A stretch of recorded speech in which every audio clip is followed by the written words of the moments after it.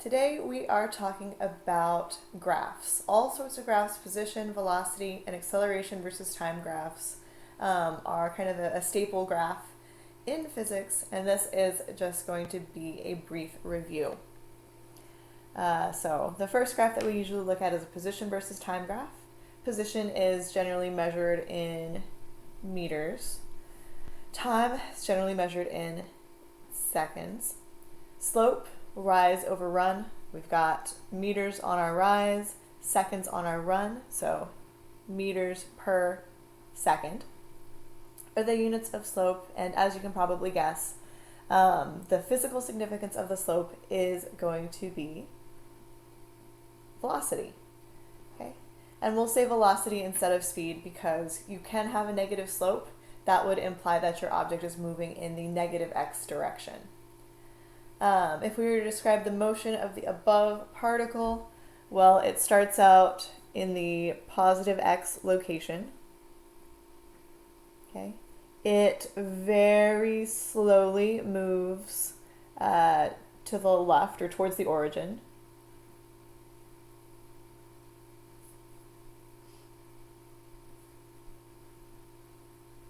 And it speeds up as it does so.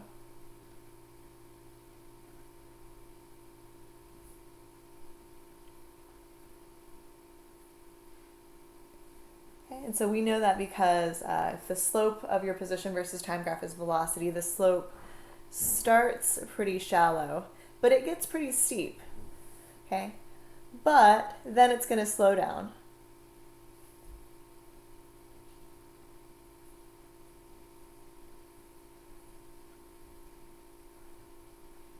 Okay, this point right here, okay?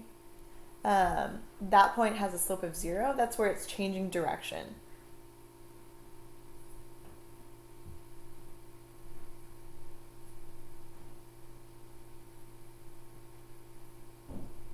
And the slope gets steeper once more, so it speeds up again. That is definitely a run-on sentence, but that's okay. Label on the graph any region where the particle has a positive velocity, a negative velocity, or a 0 velocity. Well, we kind of already indicated that, right? This point right here is where the velocity is equal to 0. Okay.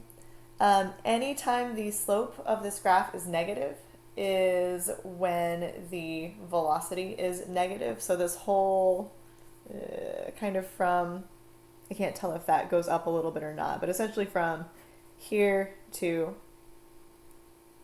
here is when we have a negative velocity, and then over here we've got a positive velocity because the slope is positive over there. Okay. If we were wanting to mathematically, numerically calculate the average velocity from A to B, this is where you literally take the ordered pair for position A, so we'll call this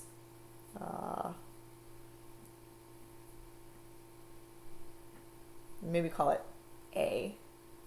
Okay, the time at A and the position at A. Here we'd call this TB, comma, XB. Okay. And you would use that with your slope formula. So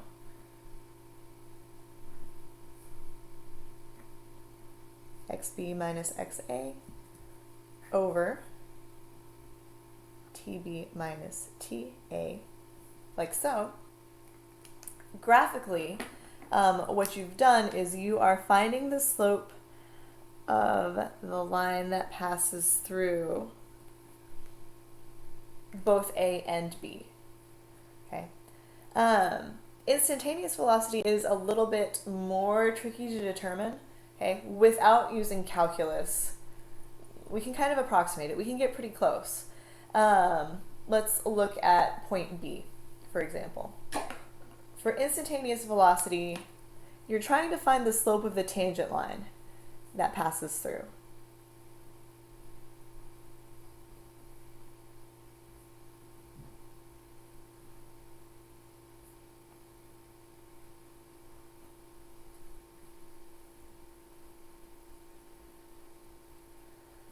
looking at this, I would estimate our tangent line to look maybe something like that. Okay. It's touching that curve in exactly one point, at point B. We would have to kind of approximate it, right? If point B is located at TB comma XB, we would do like a second ordered pair. We kind of have to cheese it.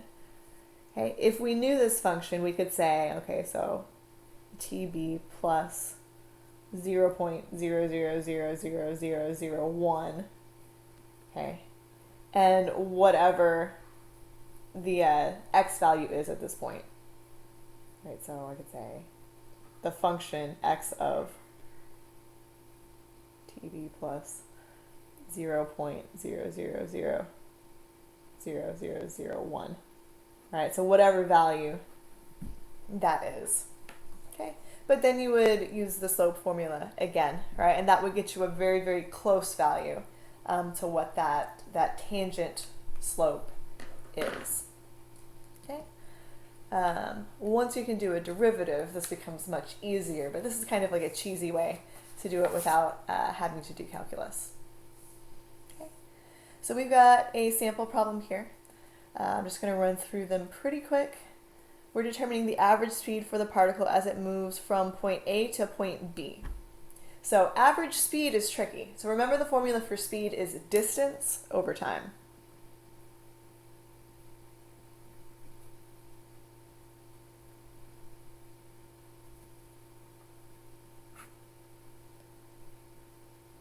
The distance that the particle has traveled from A to B is not -1, right? First, the particle moves forward. Let's round it up and we'll say that it travels 2 meters forward, and then it's going to travel 3 meters back. So the total distance is roughly 5 meters total, right? Because I walked forward 2 meters and then I walked 3 meters back. So that's 5 meters total in a time of 0.5 seconds. So let's see. What does that mean? It's late. This math. It's 10, right? Yeah. So the average speed for this particle is going to be 10 meters per second. If we're wanting to find the average velocity, you're looking at the slope of the, I think you would call this a secant line, right? It hits the function in two places. So the line passing through, let me see if I can get this close to, an attempt was made. Okay, so the line passing through A and B, looking at these ordered pairs, it's going to be -1 minus 0 over 0.5 minus 0, which is going to be a velocity of -2 meters per second. Okay, this makes sense. The slope of this line is negative. We got a negative velocity, and it's pretty shallow, especially compared to like the total speed that we had earlier of 10 meters per second. Okay. From the graph, determine the instantaneous speed for the particle at point B. We're going to want to kind of eyeball a tangent line here. I don't have a super great way of doing this aside from just eyeballing it and hoping for the best. Let's see. It looks decent. I could have done better. So this tangent line, if I pick an ordered pair, say here and here, this is going to be what? 0.45 comma 1, and this is going to be 0.55 comma -2, right? It's a decent approximation. It's probably about as good as we're going to get unless we actually knew what that function was. So yeah, you'd set it up the same way you'd be finding the slope of that tangent line. So something interesting here the numerical value for these two quantities is going to be the same.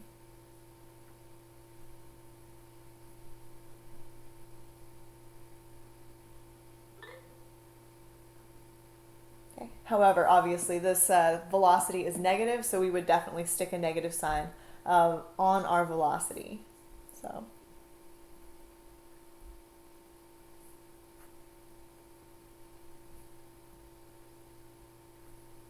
Okay.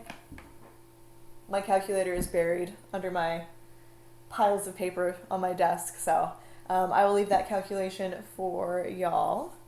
Okay, for the sake of time. You get the idea, right? It's the process that's important. Okay, that is everything about position graphs. The main ideas there. The slope of a position versus time graph is velocity. If you've taken a physics course, hopefully your teacher has harped on that extensively. For a velocity versus time graph, we've got actually two important ideas coming from a velocity graph. So first, basics, units of velocity, the standard would be meters per second. The units for time, standard would be seconds. Okay. The units for the slope, okay, rise over run, we've got meters per second per second. Okay, I did this with my intro physics kids today, and about half of them messed it up. But be careful, right? When you're looking at this, you've got a meter per second divided by a second. Okay, to divide in a fraction, it's like you're multiplying by the reciprocal, right? So meters per second times 1 over seconds. The answer is not meters, it is meters per second squared. Okay. The physical significance of this quantity is acceleration.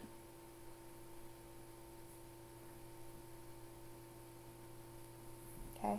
And this is big idea number 2 as far as motion graphs go. The meters per second squared thing sometimes throws people off. You can think about, or rather, my velocity changes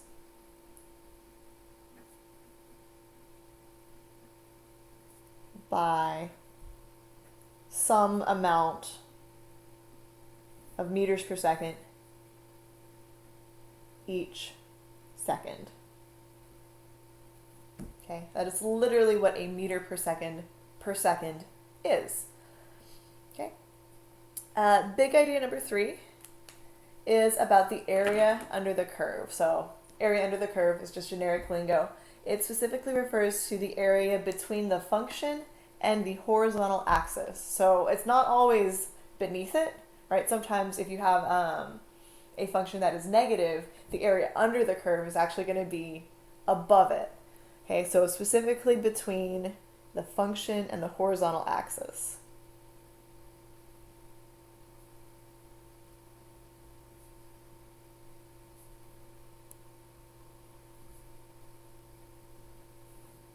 Okay, units for this. This particular shape is a triangle, but anytime you're doing the area, you're doing some form of base times height, right? The base of my unit is time in seconds. The height of my triangle is meters per second. So seconds times meters per second. Kids get excited again and they tell me the wrong one. Here the seconds do cancel out. Okay, we are just left with straight up meters. Okay, and the significance of this is that the area under your velocity versus time graph represents the displacement, delta x. Okay? If you have a graph that goes both above and below your horizontal axis, there's a couple of ways you can deal with it, right? You can find like the total additive area that would give you the distance that is traveled, right? If you took the absolute value of both of those geometric shapes. If you were to truly incorporate the negative sign and get it's really weird, a negative area beneath any of those functions and you combined them properly, that would get you the displacement, which is generally what we are looking for in a physics class. So describe the motion of the above particle. Well, it starts at v is equal to 0. So that means it starts from rest. Okay. Then its velocity is to the right, or I guess in the positive x direction.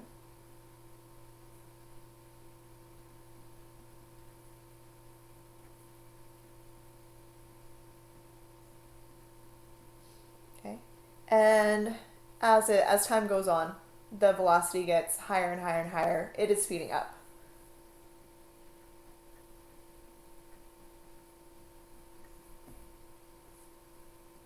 Okay. What do we have next? We have an acceleration versus time graph. So just a reminder, the three main takeaways that we've got for now. The slope of a position versus time graph is the velocity. The slope of a velocity versus time graph is the acceleration. The area under a velocity versus time graph is the displacement. Sometimes people ask me, well, what does the area of a position versus time graph represent? Nothing. That's kind of like the end of the line.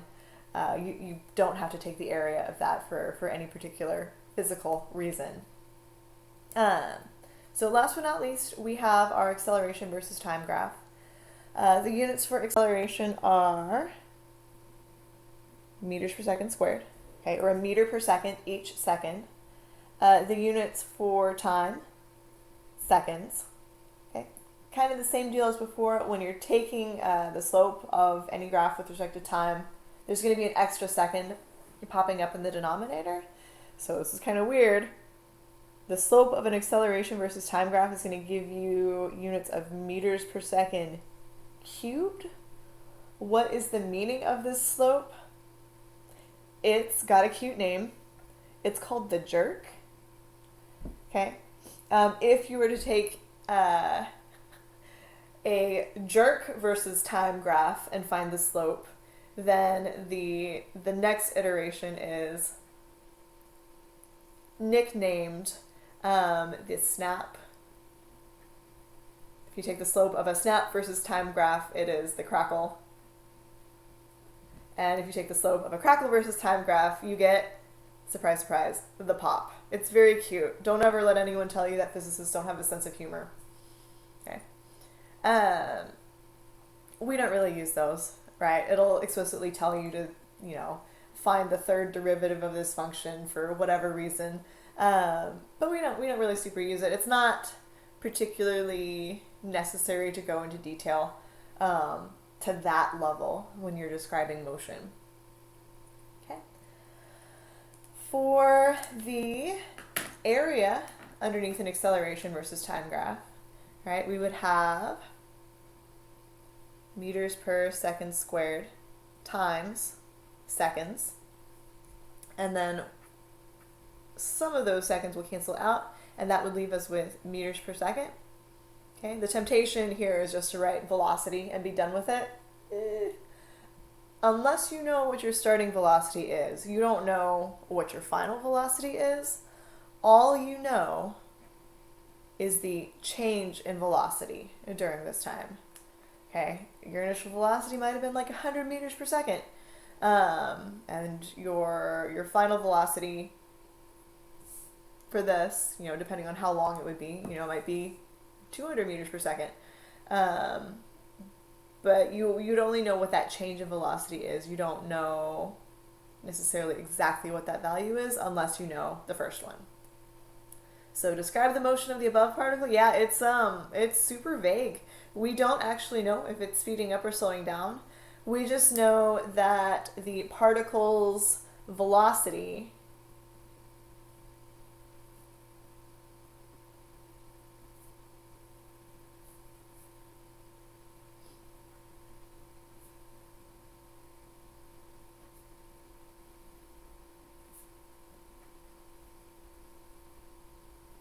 its velocity is becoming more positive. It might be speeding up, which, could be going from like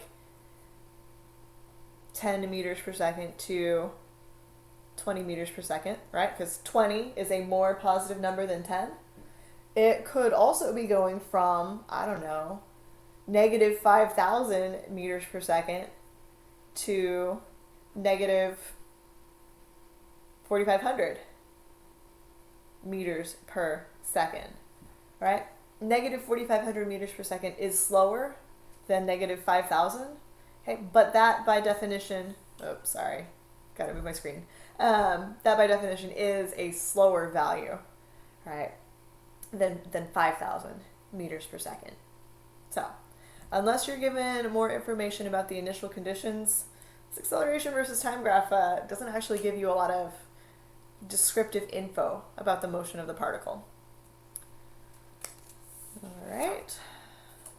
Practicing drawing graphs. Oh, we'll just kind of go through this. You've done this before, I hope. Hey, if you have something that's just sitting at rest, well, it's not going to be moving, which means its velocity is going to be 0 and its acceleration is also going to be 0.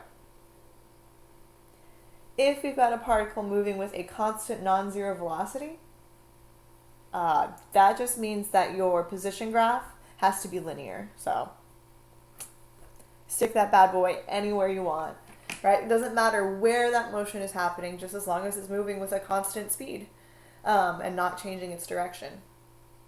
So to get velocity from a position versus time graph, we look at the slope. Here I've drawn the graph with a positive slope, so my velocity is going to be just constant and positive. Okay, if my velocity doesn't ever change, that means my acceleration is 0.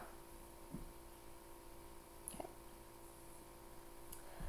Here, for this last sample, we've got a particle moving with a constant non-zero acceleration. Well, the classic one, right, is free fall, where the acceleration is roughly negative 10 meters per second squared.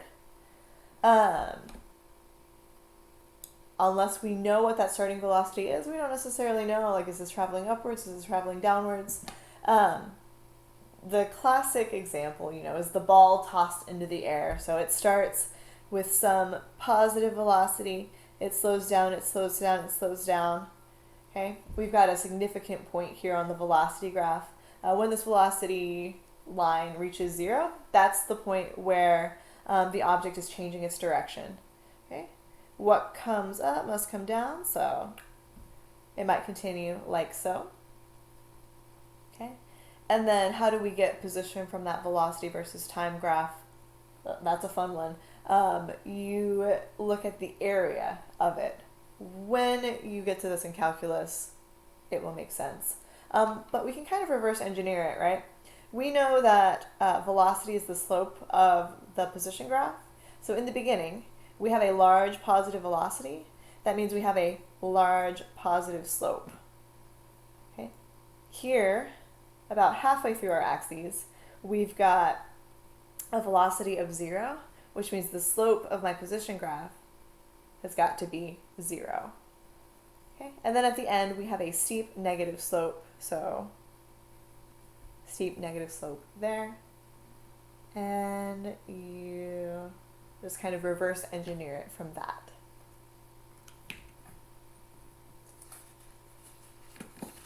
All right.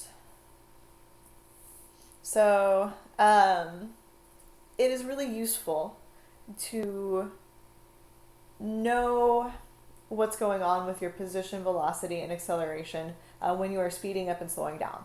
All right, from a descriptive standpoint, speeding up and slowing down, I think, would give them the best description to someone who doesn't necessarily know physics. So for this one, we know the velocity is positive because we have a upward slope.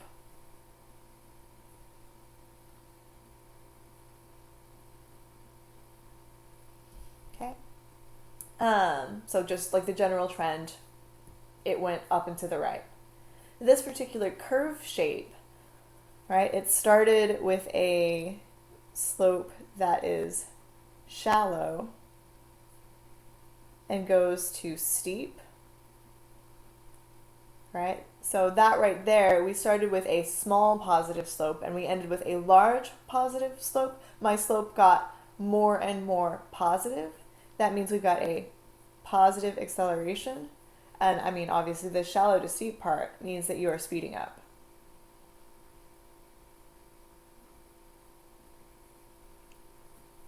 Okay. For this second one, overall we have a downward trend. So we have a negative velocity because we have a downward slope. Okay. This slope, just like the one before, is also going from shallow to steep.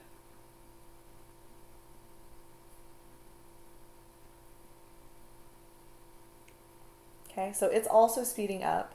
And if we were to make up some slope values for it, okay, so here the slope is like roughly 0, and here the slope is, I don't know, -3. Okay, so our slope value, our velocity value has become more negative over time. Okay, because that velocity has become more negative, we have a negative acceleration. Right, you'd say that VF is more negative than the initial. Okay. Last but not least, here, take a look at the direction of the slope. Okay, it means we have a negative velocity. Our slope goes from steep to shallow.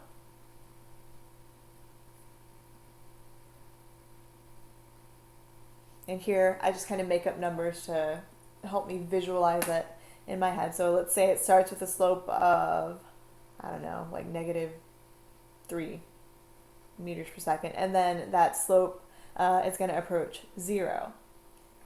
This is kind of weird, but 0 is a more positive number than -3. So we have a positive acceleration here, and then our object is slowing down.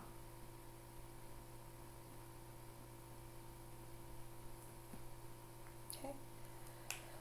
Whether you are speeding up or slowing down, it depends on whether the positive or negative sign on your velocity matches or mismatches with the acceleration sign. So if you have a positive velocity and a positive acceleration, it's going to speed up. If you have a positive velocity and a negative acceleration, it's going to slow down. If you have a negative velocity and a negative acceleration, it's going to speed up. And if you have a negative velocity but a positive acceleration, you're going to slow down. Okay, so it's all about whether those signs are matching or mismatched. Okay, matching speeds up, mismatching slows down. Yeah, that's kind of a quick way of checking. There's also a very cute way of determining really fast what the sign on the acceleration is, and that is to draw. So they weren't called emojis back in my day, but they're called smiley faces, right? This one is smiling. Okay, you smile when positive things happen to you. Okay, this one, you draw the eyes above your function, right? This one's sad, this one's frowning, right? You frown when negative things happen to you, right? So that's going to be a negative acceleration. So this right here is called concavity, okay? The smiley ones are called concave up, like a cup. Okay, which always correspond with a positive acceleration. The ones that are concave down, like a frown,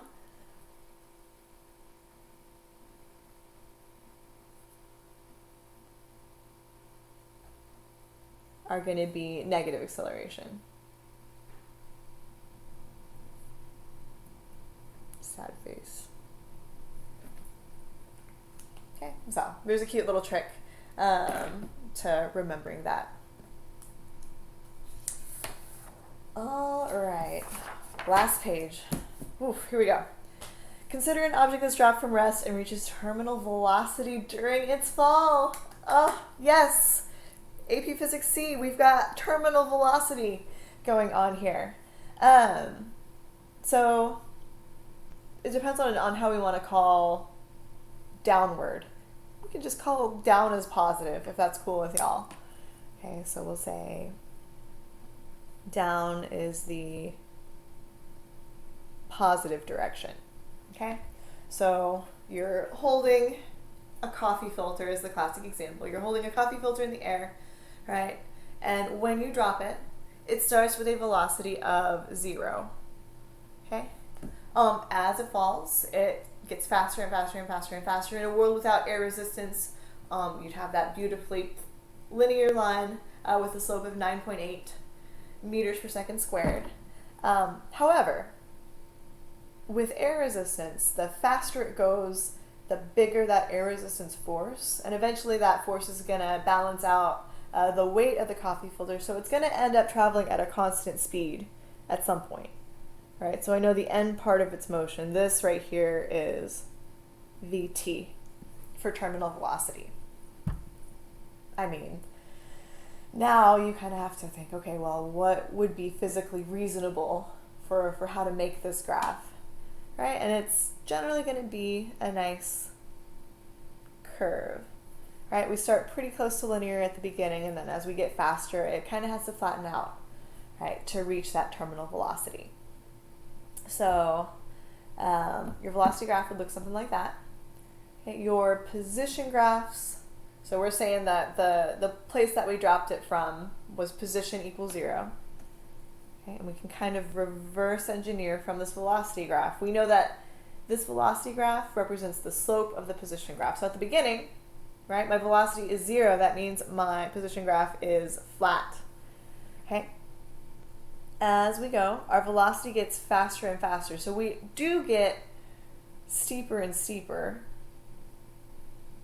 Okay, but at some point, so let's say this point like right here.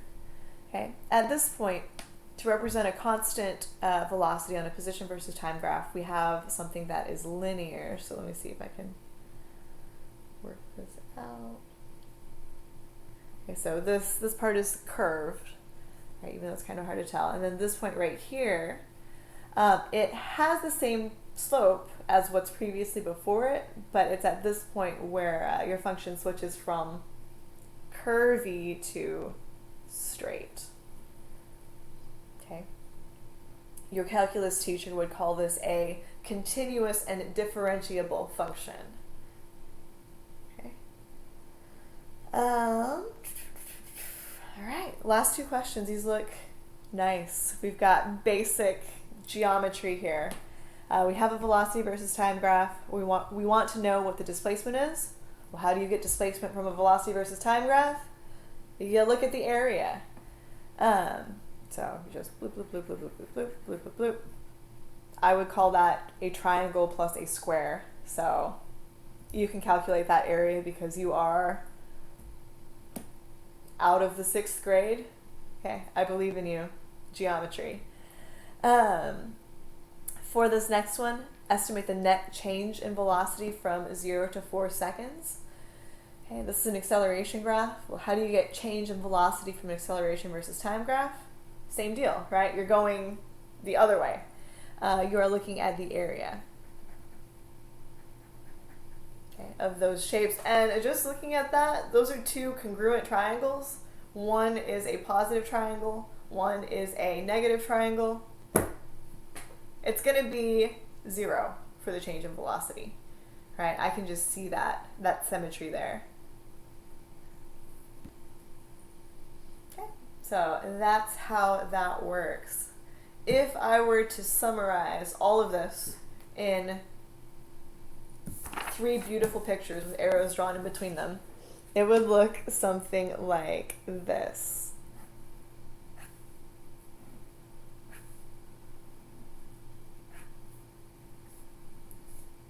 Right, the 3 main graphs that we work with: position, velocity, and acceleration. Okay, to get from position to velocity, you look at the slope of the position graph in order to generate your velocity graph. Okay, from your velocity graph to get to acceleration, you look at the slope patterns. To go the other way, if you look at the area of the acceleration graph, it's close. It doesn't get you v, but it gets you delta v. Okay, the area of your acceleration graph corresponds to the change in velocity of that object. Same deal here. the area of your velocity versus time graph is going to get you not your straight up position, but your change in position, also known as your displacement. So this is probably the most important thing to know, the most important skill to have, right, regarding motion graphs, just the ability to transform from one graph to another.